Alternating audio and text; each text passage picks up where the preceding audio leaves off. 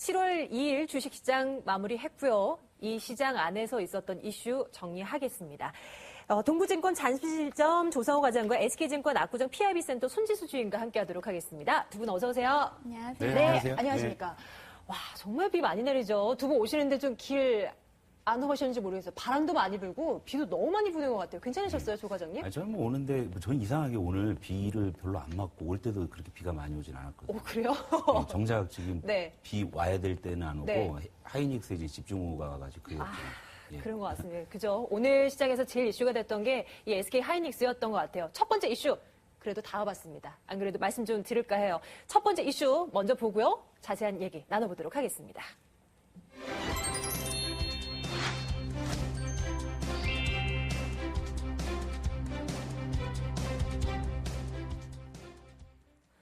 전차 군단이 멈춰섰습니다. 삼성전자는 아니었고요. 전에서는 SK 하이닉스 그리고 자동차 멈춰섰습니다.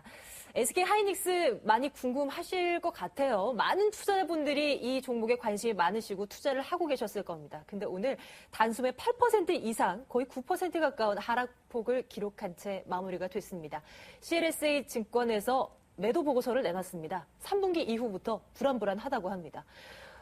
예, 어떻게 좀 해석을 해볼까요? 조성호 과장님의 말씀 먼저 드릴게요. SK 하이닉스 그 매도 보고서가 이렇게나 주가를 끌어내릴 만한 거였습니까? 좀 분석 좀 해주신다면요. 그러니까 최근에 우리 한 달 정도를 좀 리뷰를 해보면 너무 외국인들에 의해서 잘 짜여진 각본에 우리 시장이 너무 노란하지 않느냐. 무슨 말씀이세요? 그런 생각이 많이 들어요. 뭐 ATM 코리아라는 그런 얘기 있잖아요. 현금 지급 기다. 그렇죠.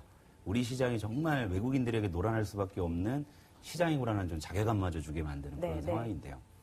자, 이게 지금 하이닉스 같은 경우가 오늘 왜 이 사단이 났냐. 그러니까 CLSA, 그러니까 이제 모기업은 프랑스에 있고 네덜란드계 증권사예요. 여기서 이제 그 하이닉스의 투자 의견은 이제 매도, 그리고 목표 주가 31,000원. 그러니까 쉽게 말해 지금 당장 다 던져라.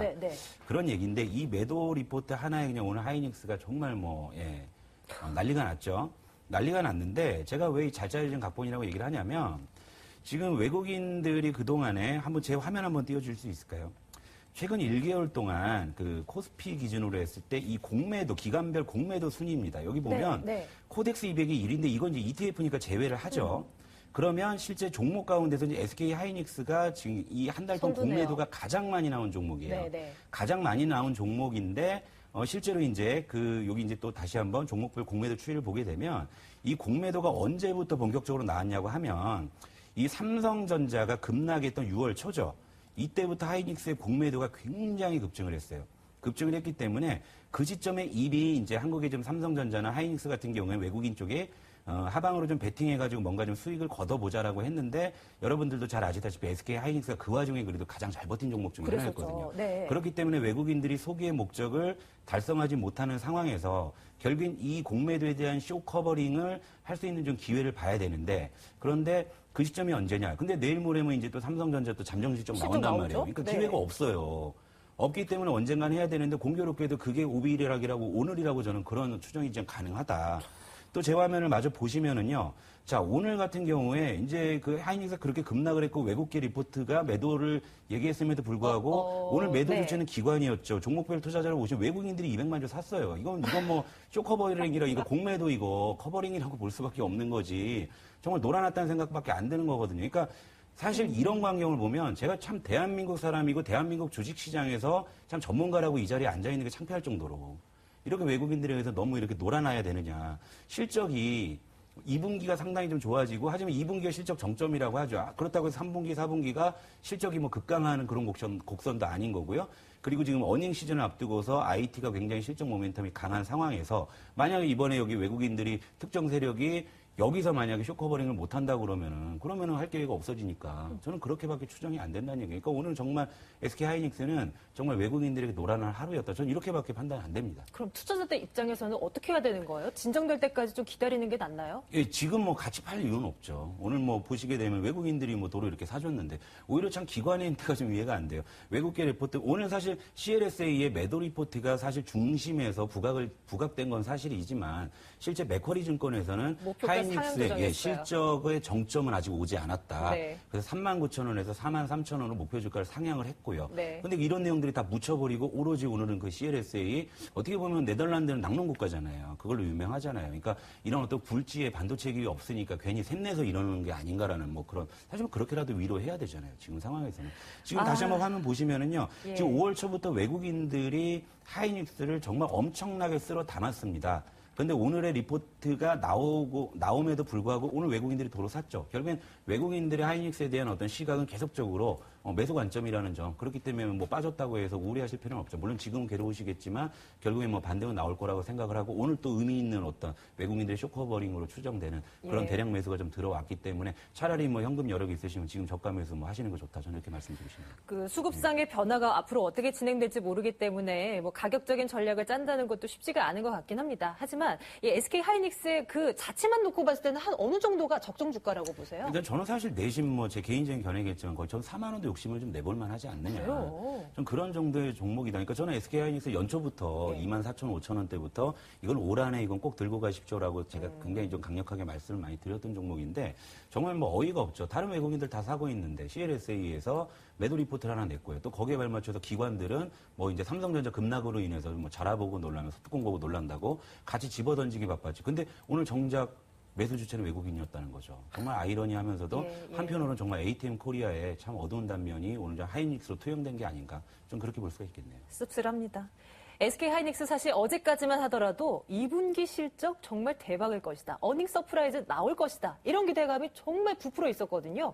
근데 오늘 아침에 나온 이 외국계 증권사 보고서 이것 때문에 이렇게나 급락했던 이 주가 흐름이었습니다. 손지수 주임님의 의견도 들어볼게요.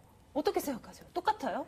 조성호 과장님이랑? 저도 하이닉스의 그런 뭐 기본 가치나 이런 부분에 대해서 굉장히 높게 평가가 되고 있고 사실 하이닉스의 실적 자체가 이번에 나올 수 있는 게 1조 원을 훨씬 넘어설 거다 이런 기대감이 훨씬 큰 상황에서 사실 오늘 수급을 보면서 좀 의아했던 게 계속 외국인은 매수를 하면서 뉴스를 내보내는데 그러면서 기관들이 계속 팔면서 오히려 그 매도를 하면서 오히려 뉴스를 만들어간다는 생각이 들었던 하루였는데요.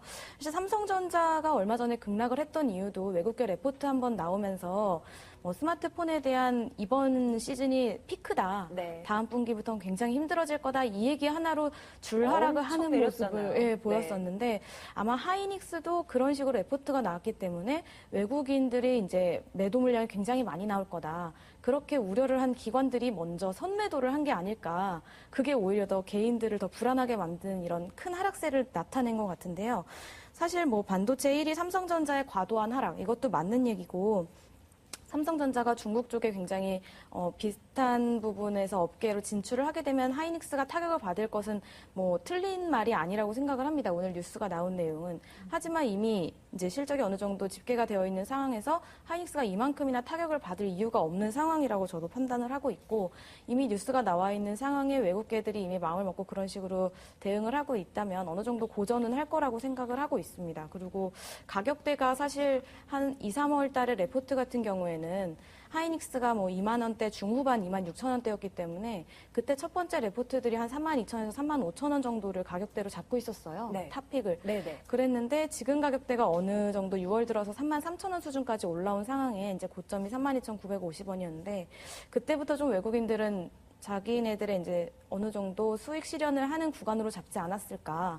그렇게 하면서 적절히 좀 가격대가 내려와줘야 되는데 32,950원에서 거의 뭐 3만 원 찍고 다시 반등하는 모습을 보이니까 자기들이 원하는 가격대 형성이 안 돼서 좀 크게 한번 레포트를 낸 게 아닐까 이렇게 좀 보고 있고요. 사실 실적 시즌이 6월 달 지나고 7월 뭐 그 수준 되면 오히려 더 하이닉스는 강하게 좀 올라갈 수 있는 시즌이 돌아올 것으로 생각을 하고 있습니다. 그러면 이렇게 하락했을 때 관심이 있는 투자자라면 접근해볼 가격대인 겁니까? 오늘 시점에서 보면요. 예, 굉장히 2만 원대 후반대에서는 이제 계속 이제 왔다리 갔다리 할 것 같은데요. 오늘 같은 경우는 이제 어떻게 보면 기관들이 더 타격을 많이 받은 상황이 아닐까 이렇게 네네. 생각을 해서 기관들이 이런 흐름을 조금 알고 다시 재매입에 들어간다면 오히려 이 상황에서는 굉장히 매력도가 있는 가격대로 보고 있습니다. 예, SK 하이닉스 봤습니다.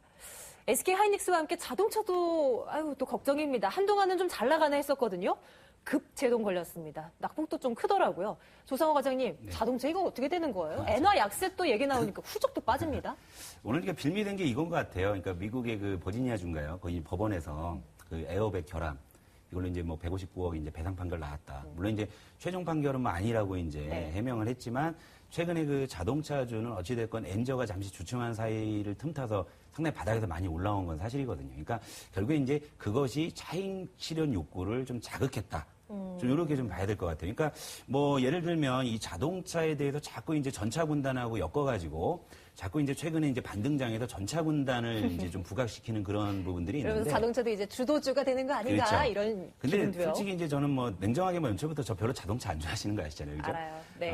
이제 IT하고 자동차는 우리가 좀 분리해서 봐야 돼요. 그러니까 예를 들면 SK 하이닉스 제가 아까 뭐 말씀드렸죠. 네덜란드 뭐 낙농국가 뭐 치즈나 만드는 뭐 나라 뭐 물론 이제 뭐 일부러 폄하하는 건 아니겠지만 그만큼 그 SK 하이닉스 특히 반도체는요 우리나라가 정말 전 세계적으로 독보적이에요. 그러니까 미국 법원에서 그 엘피다하고 마이크론하고 합병을 승인했다고 해서 둘이 합쳐서 하이닉스 점유율 간신히 상회합니다. 삼성전자하고 SK 하이닉스 합치면 거의 3분의 1을 우리나라 기업이 점유하고 있을 정도로 정말 압도적인 경쟁력을 가지고 있는 게 한국의 IT죠. 그러니까 뭐 LG 디스플레이도 LCD 패널에서는 세계에서 독보적이고요. 그만큼 압도적인 기술 경쟁력이 있기 때문에 그동안 수출주의 엔저 우려 얘기 나올 때도 정말 IT는 그 와중에도 실적 모멘텀이 계속적으로 올라왔잖아요. 그런데 자동차는 조금 냉정하게 우리가 좀 애국심을 약간 좀 옆으로 비켜놓고 얘기를 하면 한국 자동차가 정말 품질로서 세계에서 그러니까 경쟁력으로 압도할 수 있느냐. 그런 건 좀 아니야라는 거죠. 그러니까 예를 들면 N달러가 80엔 했을 때 원달러가 1,100원대 했을 때 그러니까 쉽게 말해서 현대기아차는 그 정말 좋은 시절에 정말 차를 많이 팔았고요. 그래서 정말 우리가 정말 다시 구경하기 어려울 수도 있는 그런 주가들을 우리가 겪어왔던 거고요. 그래서 제가 예전에는 애플 차트와 비교하면서 한 시대를 비슷하게 풍미한 가고 있다. 네. 그런 기업들이 이제 슬슬 경쟁자 위협에 봉착한다라고 제가 한번 결론을 지어드렸을 거예요. 그래서 최근에 반등도 어찌됐건 엔저 우려가 과해서 그래서 그 부분들이 이제 리바운딩 되는 수준이었는데 여기서 추가 상승을 하기 위해서 물론 엔저가 둔화되는 게 맞는데 지금 방향이 어떻게 됩니까? 엔달러가 다시 지금 100엔에 지금 육박하고 있는 상황이잖아요. 그렇기 때문에 자동차가 여기서 추가적인 모멘텀을 갖기가 좀 어려울 수밖에 없다. 그런 상황에서 그 미국 법원에서 배상 판결이 나오니까 그래 이때다 차익 실현의 빌미가 되었다. 네. 이렇게 판단하는 게 좀 맞지 않을까 저는 이렇게 봅니다. 그러면 손진수 주임님께 다시 조금 더 여쭤볼까요? 주임님이라면 지금 가격대의 현대차 사시겠습니까? 아마 지금 바로는 사지 못할 것 같아요. 그래요? 지금 차트를 네. 보면 사실 환율 얘기가 조금 나오면 반등을 했다가 우리나라 환율이 올라가면 다시 일본 얘기가 조금 나오면서 엔저 문제가 나오면 다시 한번 하락하는 모습 보이면서 그래도 저점은 작년보다 높이면서 좀 상승 추세를 만들어가고 있는 것은 좀 사실이라고 보고 있고요. 왜냐하면 1, 2분기보다는 확실히 지금 일본 중심의 그런 시장에서 조금은 벗어나고 있는 모습이 보이기 때문에 어느 정도는 자동차 쪽으로 다시 한번 관심을 갖고는 있어야 된다고 생각을 하고 있지만 오늘 같은 상황에서 환율 부분에서 다시 엔저 얘기가 나오면서 2분기 말에 일본 굉장히 힘들었었잖아요. 갑자기 뭐 3%, 5%씩 빠지는 게 더 장난이었는데 최근 보면 다시 니케이 지수 좀 올라오고 있는 모습 보여서 이렇게 되면 당연히 반대로 타격을 받는 거는 우리나라 주요 이제 뭐 자동차 쪽 한번 타격 받았던 거 철강, 화학 이런 쪽으로도 다시 한번 문제가 되지 않을까 이렇게 생각을 하고 있었는데 오늘 같은 경우 또 타이밍 맞게 사실 엔저 문제는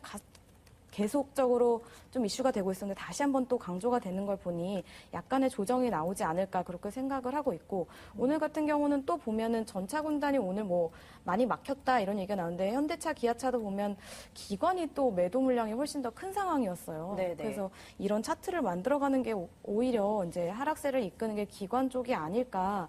국가기관 연기금 투신 뭐 이런 쪽에서 크게 나오다 보면 이게 뭐 개인들이 바로 들어가서 수익을 내기는 굉장히 힘든 상황으로 판단이 되고 있거든요.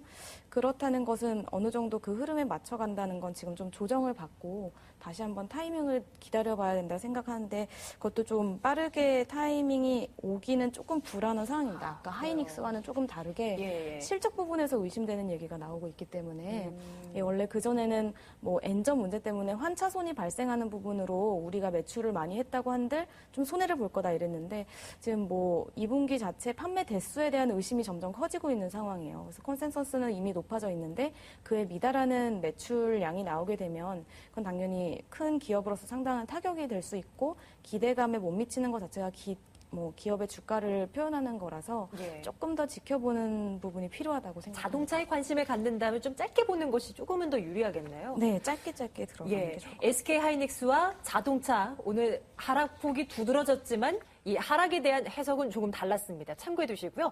오늘 반대로 좋았던 업종 하나 넣어봤습니다. 두 번째 이슈로 담아봤습니다.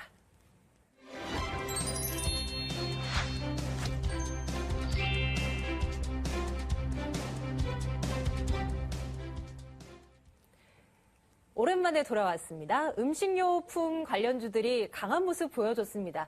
시장에서는 전통적인 어떤 성수기에 진입을 했기 때문에 올랐다라고 보는 쪽도 있고요. 어떤 쪽은 방어적인 성격을 띄었기 때문에 오늘 오른 것이다. 이런 등등의 해석들도 있습니다. 네, 음식료품 관련주 이제 또다시 한번 관심을 가져봐도 될까 말씀 나눠보겠습니다. 조사호 과장님, 네. CJ 제일제당도 그렇고 오리온도 그렇고 대상도 그렇고 오늘 좀 올랐어요. 올랐는데 공통적인 것이 6월에 또 많이 늘었더라고요. 네. 조금 그냥 반등 나온 거 아닐까요? 저는 좀 기술적 반등에 좀 의미를 좀 많이 부여하고 싶다. 좀 네. 이렇게 볼 수가 있겠는데, 뭐, 이제 요 며칠 뭐 이제 급락 이후에 좀 반등을 했지만 사실 해줘야 될 IT가 좀 빌빌거리다 보니까 아무래도 시장 수급이 좀 잠시 좀 방어주 쪽으로 좀 옮겨가지 않았나. 그리고 이제 단기간에 좀 많이 빠진 것도 있고요. 그래서 이제 그런 면에서 일부 이제 뭐 외국인이나 기관 쪽에서는 이제 뭐 아직까지 잔여 이제 수량에 대해서 좀 약간 좀 수익률 관리도 좀 할 필요성이 좀 있었을 것이고요. 그런 상황이라고 저는 좀 판단을 해요. 그래서 지수가 이제 급반등 후에 이제 좀 더 이상 추가로 뻗지 못하는 상황에서 좀 방어주 매력이 좀 부각된 게 아닌가. 저는 일단은 좀 그렇게 좀 해석을 하고 싶습니다. 지난해 뭐 하반기부터 시작을 해서 지난해도 한 이맘때쯤부터 음식료품주들의 랠리가 시작이 됐었던 것 같아요. 예. 서머랠리 이거 안 되는 건가요? 서머랠리도 이제 기본적으로 이 음식료는 우리가 이제 과거를 한번 돌아가 봐야 돼요. 과거에 음식료 업종은 우리가 흔히 얘기했을 때 가치주였어요. 그죠? 예를 들면 안정적인 이익을 내면서 네. 실제 실적의 어떤 성장성이나 이런 부분들은 약하기 때문에 대체적으로 시장이 좋을 때는 좀 경기에 민감한 업종 쪽으로 우리가 좀 수급이 갔던 부분이고요. 이 방어주 같은 경우에는 실제 경기 하반기에 지금 벌어들이고 있는 어떤 이 이익의 어떤 질, 이런 양, 이것이 이제 부각받아가지고 상대적으로 이제 방어주의 그런 매력들이 부각됐는데 최근에 이제 뭐 지난해 연말부터 이제 음식료 업종들이 굉장히 많이 올라왔던 거는 그런 이제 그 음식료 업종들이 좀 경기가 좀 부진한 틈을 타서 좀 재평가를 받는 좀 그런 구간이라고 보거든요. 근데 언제부터 이런 음식료 업종들이 갑자기 급등을 하기 시작하면서 세 글자, 성장성이 딱 붙는 순간이 있더라고요. 솔직히 네. 냉정하게 볼게요. 음식료가 언제부터 성장 업종이었죠?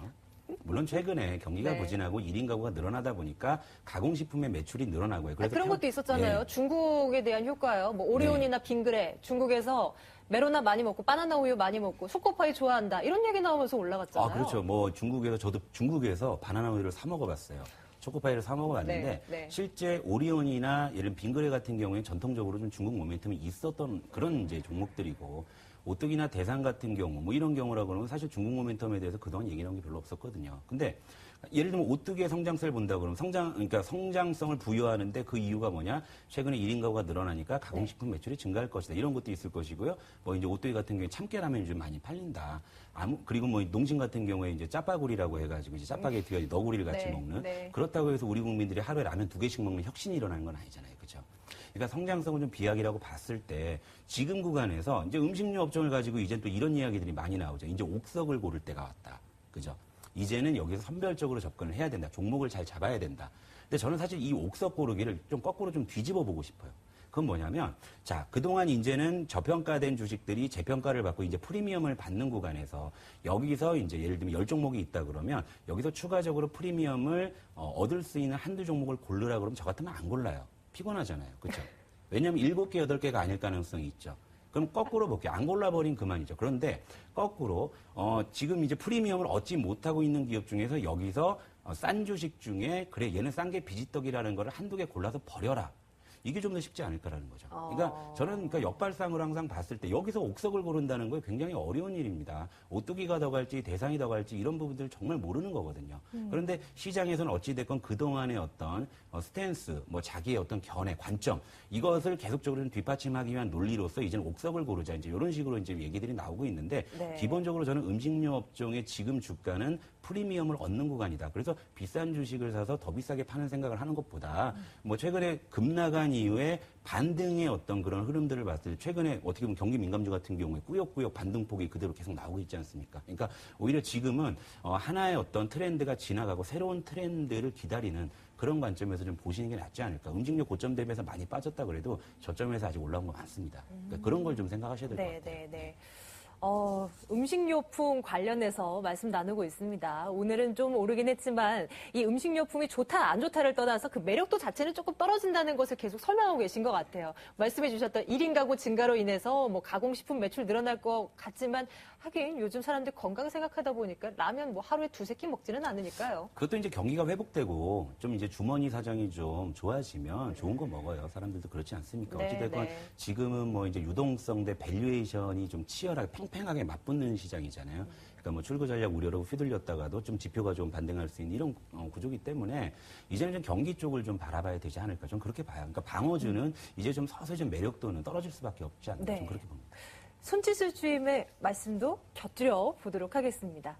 오늘 그래도 뭐 이 음식료품 가운데서도 CJ제일제당 계속 보이더라고요. 그동안 그렇게 빠지더니 오너 리스크 부각됐던 오늘 이 순간은 너무나 많이 오르는 모습 보여주곤 했는데 음식료 업종에 대해서는 또 어떤 생각 갖고 계십니까? 저는 아까 얘기하셨던 성장성 얘기도 사실은 조금 기대를 하고 있는 부분이었고 음식료품. 네. 지금 차트상으로 반등 구간이어서 올라가는 것도 맞다고 생각을 하고 있습니다. 사실 성장성이라고 하는 거는 지금 음식료 업체 같은 경우는 뭐 동남아 쪽이나 중국 쪽으로 굉장히 수출이 활발해지면서 빙그레나 오리온 같은 경우는 오히려 중국 사람들이 유제품 같은 경우는 오리온이나 빙그레 쪽을 더 좋아하는 상황이고 자국의 식품을 그렇게 먹지 않는 상황이라고 이제 어느 정도 조사가 내용이 나와 있습니다. 근데 어느 정도 신빙성이 있는지는 모르지만 지금 2분기 같은 경우는 그렇게 실적이 좋아지지는 않아요. 뭐 얼마나 기대감을 갖고 있고 오리온이랑 빙그레가 더 크게 성장할지는 모르겠지만 지금 식료품 내수 출하지수나 뭐 수출 출하지수가 계속 작년 동월 대비해서 조금 떨어지고 있는 상황이라서 얘네가 성장성은 갖고 있지만 그 성장성을 바탕할 실적이 중국에서 나오지 않고 있다는 상황이거든요. 그렇기 때문에 성장성을 갖고 있어도 지금 상황에서 바로 그게 반영이 되는 것은 아닌 것으로 보이고 그동안 많이 떨어져 있었기 때문에 지금 IT 부분들이 고전을 하고 있고 자동차 쪽도 오르다가 완전 꺾인 상황에 외국인 물량에 갈 곳이 없으니 어떻게 보면 내수주로 조금 더 쏠리는 반등을 보여주는 것으로 저도 판단을 하고 있기 때문에 네.